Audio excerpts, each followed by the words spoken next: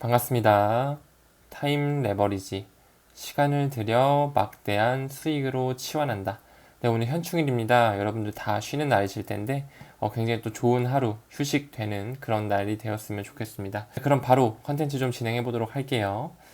저는 비트코인이 또 굉장히 좀 가격이 내려오면서 어느 정도 분할 매수, DCA 좀 시작을 했습니다. 그래서 거래 내역 보면 체결가 10만원 정도 매수를 했고요. 계속 좀 떨어질 때마다 비트코인과 리플은 저는 개인적으로 좀 모아가고 있는 그런 스탠스를 취하고 있기 때문에 여러분들도 뭐 리플 같은 경우는 동전 가격에 우리가 2025년까지 바라볼 때 동전 가격에 줄 수 있다라는 건 전 굉장히 큰 하나의 기회라고 보거든요. 그리고 또 비트코인도 마찬가지로 지금 이 가격대라면 2025년을 바라봤을 때는 너무나 박앤셀 가격이지 않을까라는 그런 마인드로 저는 좀 접근을 하고 있어요. 물론 정답은 아닐 수 있지만 저희는 조금 시간을 레버리지하는 그런 구독자님들이기 때문에 저는 좀 일주일에 한 번에서 두 번씩은 10만 원씩 비트코인과 리플을 줍줍 하고 있다라는 부분 좀 공유 드리고 싶어서 말씀드렸고요. 기사 좀 보고 갈게요. 애플이 500만 원대 MR 헤드셋을 낸대요. 이게 500만 원이면은 저는 솔직히 안 살 것 같아요. 애플이 사실 저 이거 처음에 보고도 이거 헤드셋인데 이게 지금 여러분 73만 원 하거든요. 이게 그냥 이어폰 들으면 되는데 우리 MZ 친구들이 이렇게 끼고 싶나 봐요. 하나도 예쁘지도 않은 거를 모르겠어요. 저만 안 예쁜가요? 저는 이거 73만 원에 살 거면 차라리 리플 사고 싶거든요. 네. 저도 MZ이긴 한데 저는 이거 관심 전혀 없습니다. 차라리 그냥 유선 이어폰 낄게요. 예, 무선도 아니고 유선도 괜찮으니까 예, 살짝 읽어보면 애플은 6일 새벽 2시 연내 개발자 회의입니다. WWDC에서 7년간 개발한 첫 MR 기기다.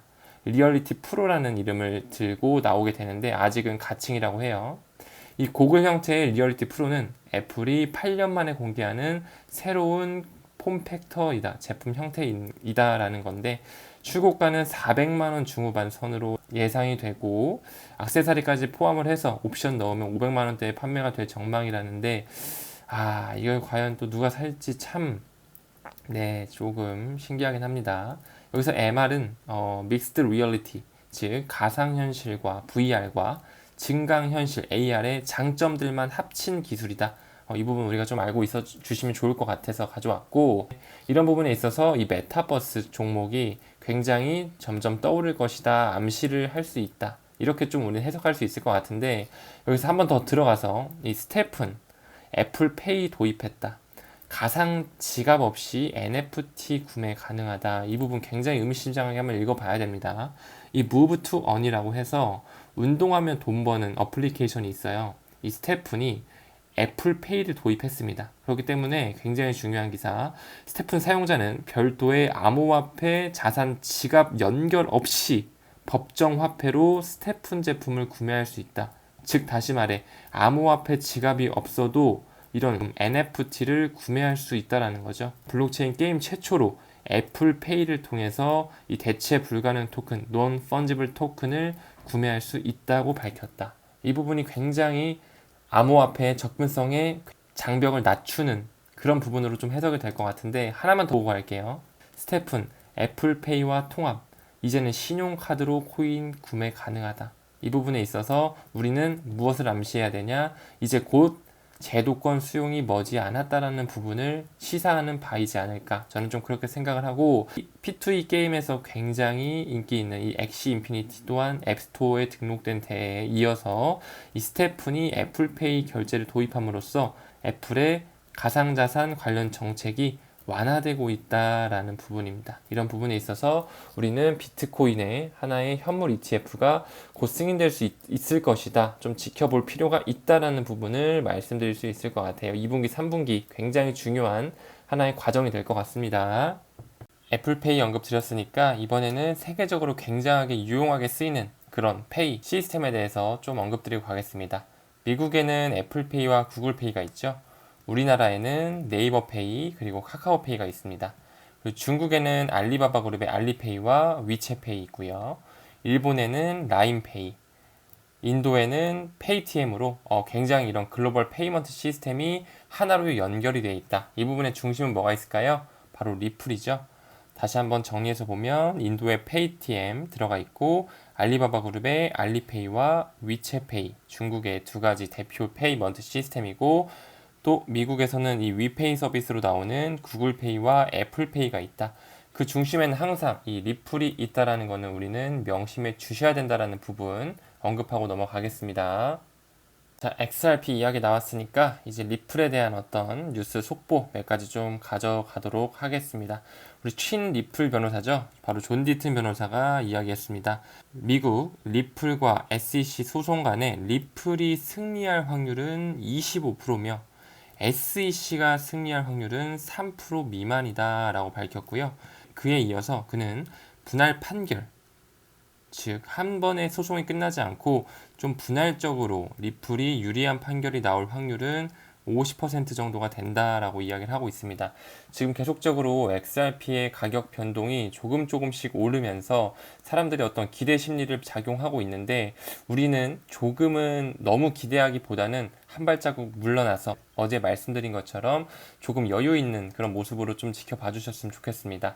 왜냐하면 또 이제 맨 처음에 이 힘먼 연설 공개가 6월 6일이었어요. 그렇죠? 맨 처음에는 6월 6일이 나왔다가 이제 어느 정도 시간이 지나니까 SEC와 리플이 그 힘먼 문서 공개 일자를 일주일 연장하는 요청서를 법원에 제출하면서 6월 13일이 됐습니다. 6월 13일이 됐는데 또 이 부분에 있어서 또 6월 13일을 엄청 기다리고 있는 분들도 계실 거예요. 하지만 또 다른 데이터를 보시면 외신에 따르면 리플과 SEC의 법정 다툼이 7월 내에 나올 것이다.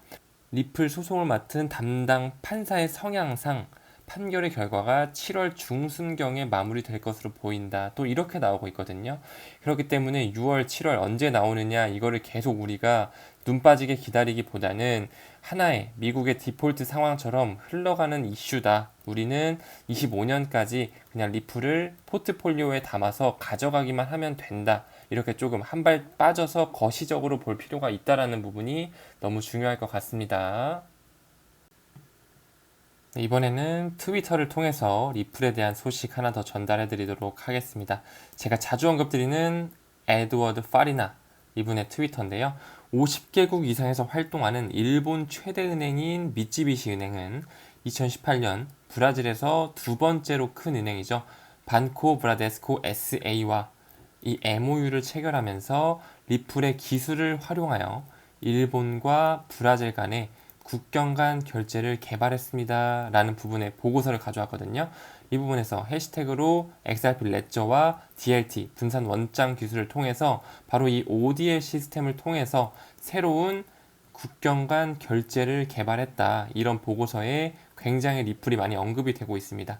이 미쯔비시 같은 경우 잠깐 좀 보고 가게 되면 마크는 이렇게 일본의 굉장히 큰 주요 금융 지주회사고요. 이 미쯔비시 같은 경우는 과거부터 국경 간 결제에 있어서 리플과 제휴를 맺은 그런 회사입니다. 그리고 또 일본에서 굉장히 또 큰 미쯔비시 말고 또 뭐가 있죠? 바로 여러분은 잘 알고 계시는 손정희가 뒤에 있는 SBI 있죠? SBI 회장이 굉장히 의미심장한 말을 했어요. 2025년까지 일본의 모든 은행이 XRP를 사용하게 만들 것이다. 즉 ODL을 상용화시킬 것이다 라고 얘기를 한 거거든요. 지금 리플은 홈페이지 보면 SBI 리플 아시아를 통해서 완전한 파트너십을 현재 맺고 있거든요. 이 부분에서 우리는 굉장히 또 긍정적인 부분 2025년까지 가져가기에 긍정적인 이슈로 볼 수 있을 것 같아요. 그럼 우리는 이 대목에서 이 뱅가드 포럼의 자료를 보면서 어떤 회사들과 유착 관계가 있고 어떤 기업들과 연루되어 있는지 이 부분에 대해서 한번 좀 알아볼 필요가 있습니다. 일단 설명에 앞서서 여러분 뱅가드 잘 아시죠? 세계 탑5 세계 최대 자산 운용사 중에 블랙록 다음으로 거의 뱅가드가 있다고 무방할 정도로 유대 금융자본이 흘러들어간 큰 세력입니다. 자, 그러면 큰 그림에서 봤을 때 이 뱅가드를 자금의 원천으로 시작해서 결론적으로는 리플로 다 파트너사 협력이 돼 있다. 이 부분에 있어서 우리가 굉장히 주목을 해줘야 되는 부분이거든요. 그럼 지금부터 어떤 기업들과 연루되어 있는지 그 부분에 대해서 좀 말씀을 드려볼게요. 이 알파벳을 시작으로 반식의 방향으로 좀 천천히 짚어보면서 어떤 은행들이고 어떤 회사들인지 좀 하나씩 말씀을 드리겠습니다. 제가 말씀드리다가 혹시라도 실수할까봐 다 이렇게 적어 놨습니다. 자, 그러면 바로 볼게요. 자, 구글 벤처스로 가서 리플로 들어갑니다. 자금이 이렇게 들어가고요. 자, 버크셔 해서웨이, 바로 워렌 버핏이 떠오르셔야죠. 워렌 버핏이 떠오르는 버크셔 해서웨이에서 역시나 뱅크 오브 아메리카로 흐릅니다. 이 부분이 리플로 들어가고요. 자, 그 다음에 머니그램 같은 경우는 리플과 과거에 파트너십을 맺었다가 지금은 끊은 걸로 되어 있어요. 하지만 지금 뱅가드와 연관이 돼 있기 때문에 아직까지도 관계는 있다라고 저는 생각을 하고 있고요. 자, 그 다음에 블랙록으로 넘어가서 우리가 얼마 전에 공부했던 HSBC, 영국의 최대 은행이죠. 하지만 홍콩 상하이 뱅킹 코퍼레이션이다. 영국 식민지 시대 때 만들었던 그런 홍콩 최대, 영국 최대 은행이다 라는 부분 말씀드렸고, 또 랭로기로 통해서 PNC뱅크, 미국 전통 금융사 통해 리플로 수렴되고요. 스위스에 본사를 둔 이 테메노스도 마찬가지로 리플로 자금줄이 흐르고 있습니다. 그리고 스페인의 최대 은행이죠. 산탄데르 리플로 가고요. 세계 최대 파생상품 거래소 CME 그룹, 그 다음에 미국으로부터 시작된 전략 컨설팅 회사 바로 엑센추어, 바로 워렌 버핏과 연관되어 있는 미국의 대형 은행이죠. 아메리칸 익스프레스, 그리고 JP모건 체이스 다음으로 가는 일본의 메가은행 미쯔호 역시나 리플로 흐르고요. 여기서 뉴욕 멜론 은행으로 갔다가 태국의 최대 은행 본사는 방콕에 있습니다. 이 시암 상업은행을 갔다가 리플로 흐르고요. 또 다시 뉴욕 멜론 은행에서 SBI, 아까 말씀드렸죠. 손정희를 뒷배로 한 현재 리플과 파트너십을 맺고 있는 SBI로 갔다가 R3 같은 경우는 세계 최대 블록체인 컨소시엄이고요. 이 부분으로 흘렀다가 바로 스위프트로 가서 이 스위프트에서 리플로 간다라는 부분. 우리는 스위프트 2.0의 ODL 시스템을 항상 명심해야 되죠. 마지막으로 오늘 얘기 들었던 오늘의 주인공 미즈호 역시도 뉴욕 멜론 은행에서 흘러서 리플로 수렴한다. 이 부분에 있어서 모든 게 다 연결이 돼 있고 리플로 다 수렴하는 부분을, 결론은 리플이다. 이 부분을 우리는 꼭 알고 계셔 주셔야 된다는 거. 앞서 언급드렸던 머니그램 같은 경우에 맨 처음에는 리플과 파트너십을 맺어서 진행을 했었다가 파트너십이 종료가 된 후에 지금 현재는 리플 손 놓은 머니그램 스텔라와 손 잡았다. 하지만 이 스텔라는 제드 맥켈럽이 운영하고 있는 재단이죠. 이 부분에 있어서 리플과 뿌리가 같다. 이 부분이 굉장히 좀 중요하게 작용할 것 같아요. 우리가 오늘 다양한 지표와 자료들을 통해서 결국엔 리플이다. 결론적으로는 리플로 다 수렴한다라는 부분을 좀 말씀을 드렸는데 지금 이제 소송이 얼마 남지 않았잖아요. 사실 이 부분에 있어서 소송의 결과 예측을 해서 뭐 기대를 부푼다든지 이런 부분보다는 조금 더 거시적으로 봐서 오바마 정부 때부터 왜 리플 이사진을 합류했는지, 바이든 정부 때 왜 바이든은 연준 부의장에 리플 출신 마이클 바를 지명을 했는지, 이런 부분을 우리가 좀 거시적으로 봐서 나무를 보기보다는 숲을 보는 거죠. 그 부분에 있어서 우리는 리플에 대한 비전을 깊게 살 줄 알아야 됩니다.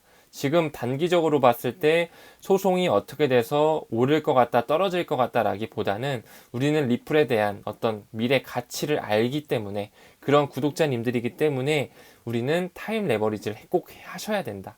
꼭 나무보다는 숲을 보셔라 라는 말씀 드리면서 오늘 영상 좀 마무리 지도록 하겠습니다. 시청 너무 감사드리고요. 항상 성투합시다. 고맙습니다.